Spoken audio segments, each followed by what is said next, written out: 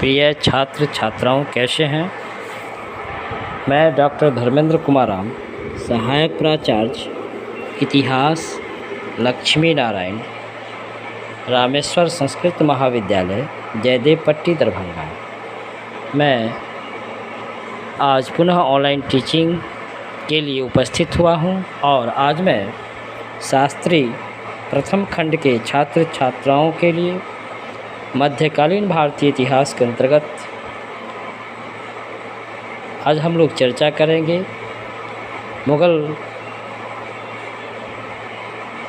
वंश के महानतम शासकों में से एक अकबर महान के संदर्भ में कि अकबर कैसे एक राष्ट्रीय शासक था।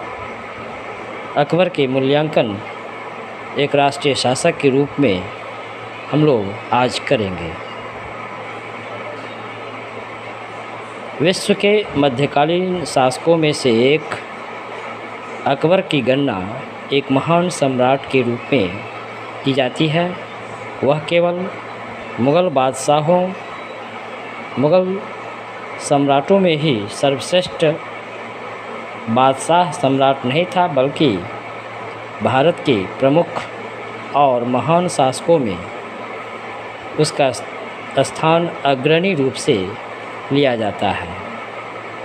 अकबर एक महान साम्राज्य निर्माता, कुशल प्रशासक, धर्म सहिष्णु, समाज सुधारक और कला तथा संस्कृति के महान संरक्षक के रूप में उसका स्थान मध्यकालीन इतिहास में अतुलनीय है।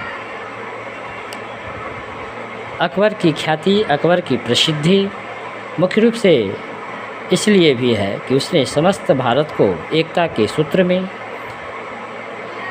एक राजनीति के एक सूत्र में बांधने का प्रयास किया और अकबर ने समस्त भारत को एकता के सूत्र में बांधने हेतु अपनी सुलह कुल की नीति को अपनाया और इस सुलह कुल की नीति के माध्यम से उसने सभी भारतीयों को समान अवसर प्रदान करते हुए एक साथ मिलकर रहने का वातावरण तैयार किया। यही कारण है कि समकालीन इतिहासकार कर्नल मैलिसन अकबर के इस कार्यों का मूल्यांकन करते हुए ठीक ही लिखा है कि अकबर का उद्देश्य समूचे भारत को एकता के सूत्र में बांधना था। उसका कानून एक शासक और साम्राज्य संस्थापक के लिए सर्वोत्तम था। अकबर की महानता उसके कार्यों पर आश्रित है।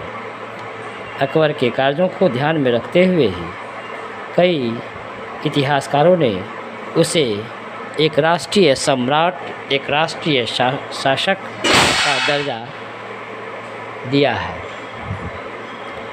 जिस समय अकबर गद्दी पर बैठा, उस समय भारत की राजनीतिक, सामाजिक और धार्मिक स्थिति अशांत थी और संपूर्ण भारत विभिन्न राज्यों के अधीन था। केंद्रीय सत्ता का अभाव था, अर्थात केंद्रीय स्तर पर शासन का नामो निशान नहीं था। स्थानीय सत्ता ही राजनीति और प्रशासन में बेहद प्रभावशाली हुआ करते थे। इतना ही नहीं, प्रशासनिक व्यवस्था ठप पड़ चुकी थी। सामाजिक और धार्मिक स्थिति भी सुखद नहीं थी। सामाजिक स्तर पर, धार्मिक स्तर पर लोगों में तनाव था, टकराव था। देश में विभिन्न जातियों, वर्गों और धर्मों के लोग रहा करते थे, जिनमें आपसी सद्भावना और एकता की बिल्कुल कमी थी।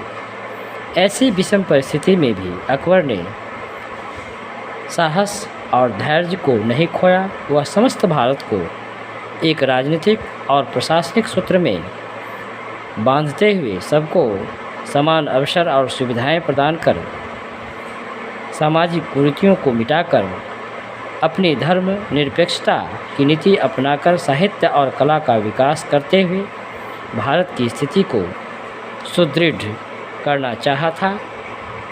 उसने भारत को अपना देश समझा और इसके विकास हेतु अकबर ने अनवरत प्रयास किया। अकबर के ये सभी कार्य ही उसे एक राष्ट्रीय शासक के रूप में प्रतिनिधित्व करता है। तो बच्चों, आज हम लोग अकबर एक महान शासक कैसे था उसके संदर्भ में हम लोग संक्षिप्त में जानकारी प्राप्त की। आगे हम लोग इसके संदर्भ में और जानकारी प्राप्त करेंगे। धन्यवाद।